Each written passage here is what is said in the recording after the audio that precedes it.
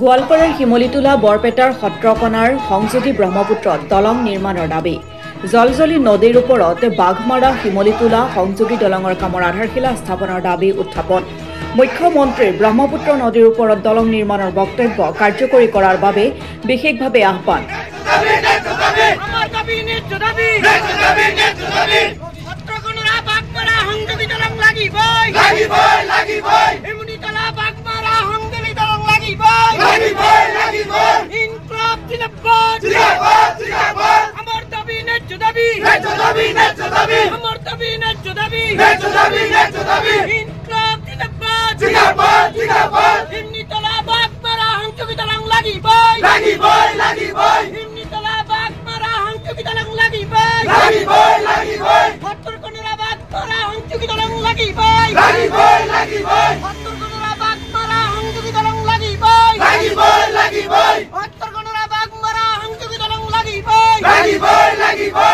শেহতীয়াকৈ ৰাজ্যৰ মুখ্যমন্ত্ৰী ডক্টৰ হিমন্ত বিশ্ব শৰ্মাই বিধানসভাৰ মজিয়াত অসমৰ প্ৰতিখন জিলাতে উত্তৰ দক্ষিণ পাৰ সংযোগ হোৱাকৈ ব্ৰহ্মপুত্ৰ নদীৰ ওপৰত দলং নিৰ্মাণৰ বক্তব্য কাৰ্যকৰী কৰাৰ বাবে বিশেষভাৱে আহ্বান জনাইছে।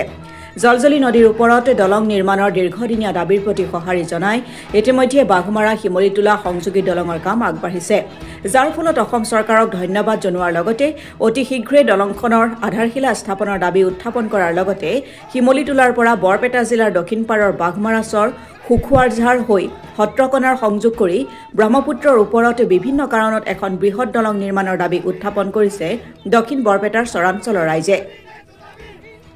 সাম্প্ৰতিক পৰিস্থিতিত চেঙা উন্নয়ন খণ্ডৰ কাৰ্যালয় বাঘমাৰা চৰত হোৱাৰ উপৰিও চৰাঞ্চলত কেইবাটাও প্ৰাথমিক স্বাস্থ্য কেন্দ্ৰ, থানা, মহকুমা কৃষি বিষয়াৰ কাৰ্যালয়, বিভিন্ন স্কুল কলেজ, বাঘমাৰা সমবায় সমিতিত প্ৰতিমাহে বৃহৎ পৰিমাণৰ চাউল নাওৰে নদী পাৰ কৰি আনোতে যথেষ্ট পৰিমাণে কষ্টৰ লগতে আৰ্থিক লোকচানৰ সন্মুখীন হয়। পূব গোৱালপাৰা আৰু দক্ষিণ বৰপেটাৰ চৰাঞ্চলৰ লাখ লাখ ৰাইজ দৈনন্দিন জীৱনত প্ৰয়োজনীয় কামত লগতে বিভিন্ন অনুষ্ঠান প্ৰতিষ্ঠানতে কৰ্মৰত কৰ্মচাৰীৰ লগতে ছাত্ৰ ছাত্ৰীসকলৰ যথেষ্ট সময় অপচয়ৰ লগতে নিৰ্দিষ্ট সময়তে গন্তব্যস্থানত উপস্থিত হ'ব নোৱাৰে। কেতিয়াবা সামান্য 100 টকাৰ কামৰ বাবে নাও ভাড়া, গাড়ী ভাড়া ইত্যাদি কৰি 2000 টকাৰো অধিক টকা ভৰিবলগীয়া হোৱাৰ ফলত শাৰীৰিক, মানসিক আৰু আৰ্থিকভাৱে যথেষ্ট লোকচানৰ সন্মুখীন হ'বলগীয়া হয়। ইয়াৰ উপৰিও গুৰুতৰভাৱে আঘাতপ্ৰাপ্ত ৰোগী সময়মতে চিকিৎসালয় পোৱাৰ আগতেই মৃত্যুক আঁকোৱালি ল'ব লগা হয়। বাৰিষা কালত নৈৰ বাঢ়নি পানীয়ে কেতিয়াবা বিপদসীমা অতিক্ৰম কৰাৰ সময়ত প্ৰায় 5 কিলোমিটাৰৰ অধিক দৈৰ্ঘ্য টুলুঙা নাৱেৰে বিপদসংকুল যাত্ৰা কৰিবলগীয়া হয়। বহু সময়ত নাও দুৰ্ঘটনাত পতিত হৈ বহু লোকৰ মৃত্যু হোৱা পৰিলক্ষিত হৈছে। দলংখন নিৰ্মাণ কৰিলে বৃহত্তৰ দক্ষিণ বৰপেটাৰ অৰ্থনৈতিক উন্নয়ন ক্ষীপ্ৰ হোৱাৰ লগতে সামাজিক আৰু ৰাজনৈতিক পৰিস্থিতিৰ আমূল পৰিৱৰ্তন ঘটিব বুলি দাবী কৰিছে প্ৰতিবাদকাৰীসকলে। গোৱালপাৰাৰ শিমলিতোলা বৰপেটাৰ সত্ৰকণাৰ সংযোগী দলং অথবা বাঘমাৰা শিমলিতোলা সংযোগী দলং নিৰ্মাণৰ প্ৰাৰম্ভিক কাম সম্পন্ন কৰিবলৈ দুয়োখন জিলাৰ ৰাইজে অসমৰ মুখ্যমন্ত্ৰী ডক্টৰ হিমন্ত বিশ্ব শৰ্মাক অনুৰোধ জনাইছে।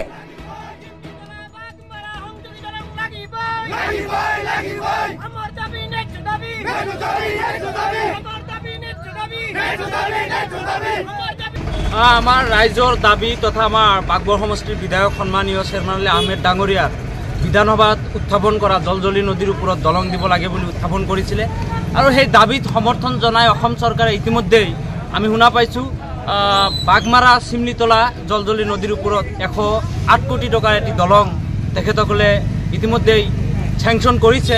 আমি এই চেগতে অসম চৰকাৰক আমাৰ ফালৰ পৰা ধন্যবাদ জনাইছোঁ। লগতে এইটো ক'ব বিচাৰোঁ যে ইতিমধ্যে অসমৰ মুখ্যমন্ত্ৰীয়ে কৈছে যে ব্ৰহ্মপুত্ৰৰ উত্তৰ পাৰ দক্ষিণ পাৰ সংযোগ কৰাকে ব্ৰহ্মপুত্ৰত কেইবাখনো দলং চেংচন কৰিব। গতিকে আমাৰ দাবী যে বৰপেটা জিলাৰ লগত গোৱালপাৰা জিলা সংযোগ কৰি সত্ৰকণাৰ পৰা নৱাগত শিমলিতোলালৈকে এখনি দলং দিব লাগে, এইটো আমাৰ দাবী। এইকাৰণে এই জাগাখিনিত দিব লাগে যে ওচৰতে আছে গোৱালপাৰা সৈনিক স্কুল, লগতে আছে মৰ্ণৰ বিভিন্ন ইণ্ডাষ্ট্ৰীসমূহ, লগতে শিমলিতোলাৰ পৰা ৰংজুলিলৈ মাত্ৰ 15 কিলোমিটাৰ দৈৰ্ঘ্যৰ এটি ৰাস্তা আৰু সেই 15 কিলোমিটাৰ ৰাস্তা পাৰ হ'লেই 37 নম্বৰ ঘাইপথটো পায়। গতিকে ৰাষ্ট্ৰীয় ঘাইপথটো পায়। গতিকে আমাৰ দাবী যে ছত্ৰকোনাৰ পৰা শিমলিতলালৈও এটি দলং হ'ব লাগে।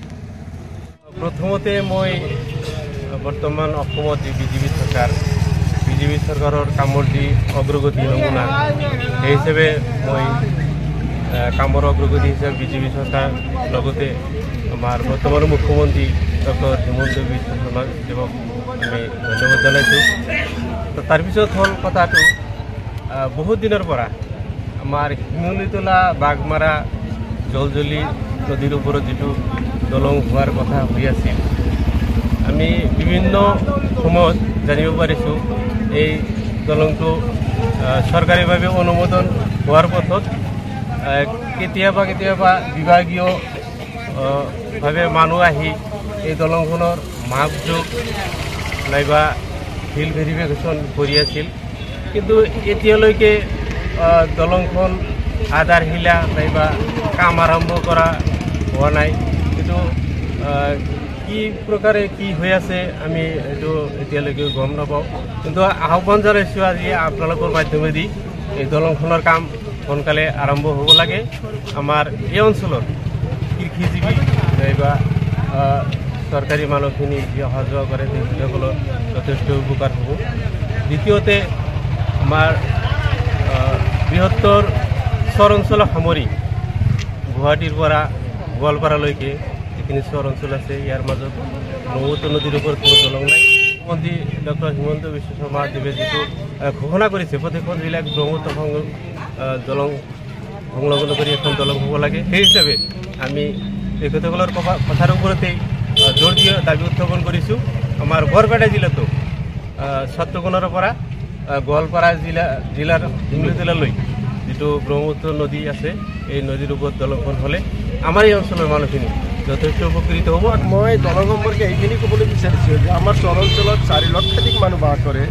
ইয়াত কৃষি শস্য উৎপাদনত যিমানখিনি মানুহখিনি ব্যস্ত থাকে এই সঠিক পইচা আমাৰ কৃষি উৎপাদনৰ সামগ্ৰীৰ সঠিক পইচা পাবলৈ হ'লে আমাৰ এই দলং নহ'লে আমি সঠিক পইচা নাপাওঁ। শিমলুতলা বজাৰখন আমাৰ এটা দুৱাৰমুখ, আমি এইখিনি কৃষি সামগ্ৰী লৈ যোৱাতে আমাৰ যথেষ্ট সুবিধা হয়।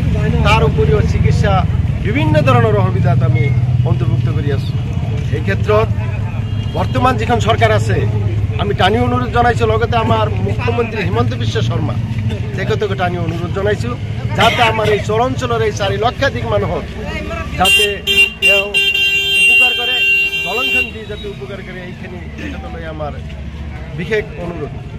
লগতে আমাৰ বিধায়কে এই ক্ষেত্ৰত যথেষ্ট লাগি থকাৰ কাৰণে আমি তেখেতক ধন্যবাদ জনাইছোঁ। আমাৰ বৰ্তমান চৰকাৰ হিমন্ত বিশ্ব শৰ্মা ডাঙৰীয়াৰ চৰকাৰখনে যি পদক্ষেপ লৈছে তাৰ কাৰণে আমি চহৰবাসী প্ৰায় 4 লক্ষাধিক মানুহে তেওঁক আমাৰ এই আন্তৰিক ধন্যবাদ জ্ঞাপন কৰিছোঁ। তেওঁক ধন্যবাদ জ্ঞাপন কৰি এই পদক্ষেপৰ কাৰণে। ধৰক সমাজ এখন বা ৰাইজ উপকৃত হ'বলৈ হ'লে দলঙৰ নিশ্চয় প্ৰয়োজন, সেইখিনি অনুভৱ তেখেত কৰিছে। এই ছত্ৰকোণৰ আৰু শিমলুতলাৰ যিটো দলং সেই দলংখন হ'লে আমাৰ চহৰবাসী ৰাইজৰ বা আৰ্থিক অৱস্থা টনকিয়াল হ'ব। বাঘমাৰা চহৰত বৃহৎ এখন বজাৰ আছে, লগতে আমাৰ ছিনিয়ৰ ছেকেণ্ডাৰী স্কুল আছে, আমাৰ হুমুখীয়া ভৱন এখন আছে, পৰিদৰ্শন বাংলা বুলি কোৱা হয় আছে, আৰু আমি আমাৰ ইয়াত উচ্চ শিক্ষাৰ কাৰণে যথেষ্ট পৰিমাণ বিদ্যালয় আছে।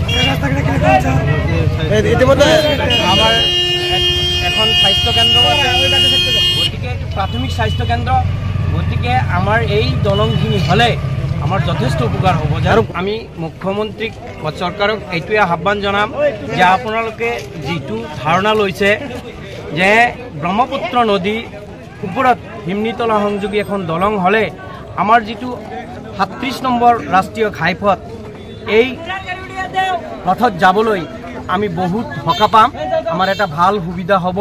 ইফালে বৰপেটাত যাবলৈ আমাৰ ভাল সুবিধা হ'ব। গতিকে আমি 150 কিলোমিটাৰ ঘূৰি বৰপেটাত যাব লাগে। আমি বৰপেটা জিলাৰ মানুহ, কিন্তু একেবাৰে দক্ষিণ প্ৰান্তৰ মানুহ, আৰু আমাক 150 কিলোমিটাৰৰ বেছি বাট ঘূৰিহে আমি বৰপেটাত যাব পাৰোঁ।